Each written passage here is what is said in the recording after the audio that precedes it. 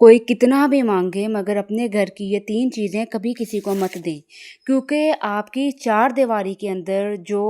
باتیں یا جو راز چھپے ہیں وہ آپ کے گھر والوں کے درمیان یا اللہ کے درمیان رہنے چاہیے، ٹھیک ہے؟ تو اس میں سے یہ بڑے کام کی باتیں ہیں، اگر ہم اپنی لائف میں ان باتوں کو رکھ لیں، سمجھا لیں تو ہمارے گھر میں بہت سکون رہے اور کسی کو بھی کبھی ہماری لائف میں انٹرفیئر کرنے کی یا کوئی بھی ہمیں نقصان نہیں پہنچا سکے گا۔ اس میں سب سے پہلی چیز آتی ہے کہ آپ نے اپنی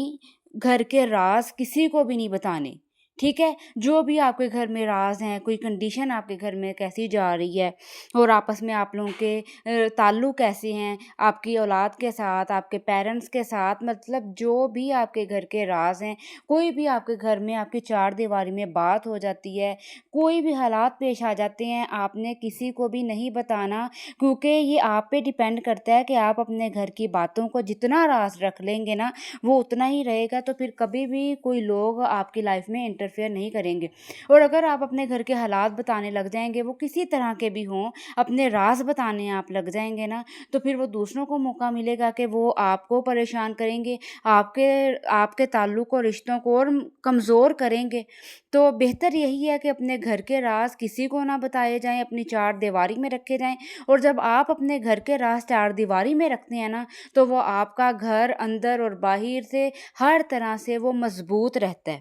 سیکنڈ چیز ہے، اپنی فائنینشیل کنڈیشن کبھی بھی کسی سے شیئر نہیں کرنی، اور اپنے فیوچر پلانس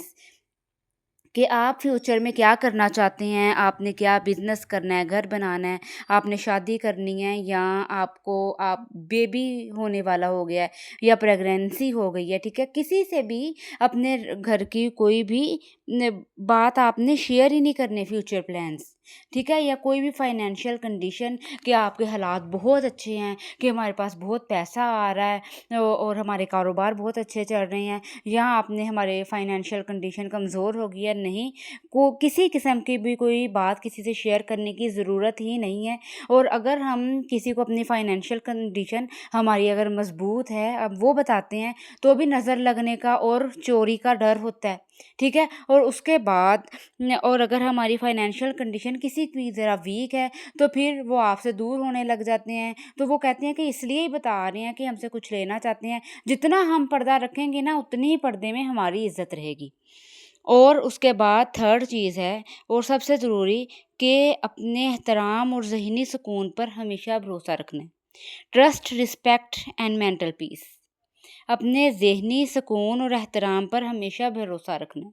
ٹھیک ہے؟ کسی کو بھی اتنی جرت نہیں دینی کہ وہ اس کو خراب کر سکے، اور کوئی اگر آپ کو پریشان کرتا ہے نا، آپ کا ذہنی سکون کو دور کرنے کی کوشش کرتا ہے، تو پھر ایسے لوگوں کو، ایسی چیزوں کو، ایسی باتوں کو اپنے گھر سے دور رکھیں۔ اور اس کے بعد سب سے زیادہ جو آپ فرسٹ آپ کی پیورٹی ہونی چاہیے نا آپ کے لیے، آپ کی رسپیکٹ،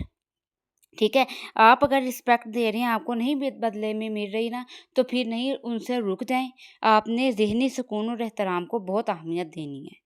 ٹھیک ہے؟ ان کچھ باتوں پہ اگر ہم عمل کر لیں گے تو ہماری لائف اتنی ایزی اور ہم بہت سی مشکلوں سے بچ جائیں گے۔ اپنی بہنوں تک بھی یہ ضرور شیئر کرنی ہے، بھائیوں تک بھی، تاکہ وہ بھی اس پہ عمل کر سکیں۔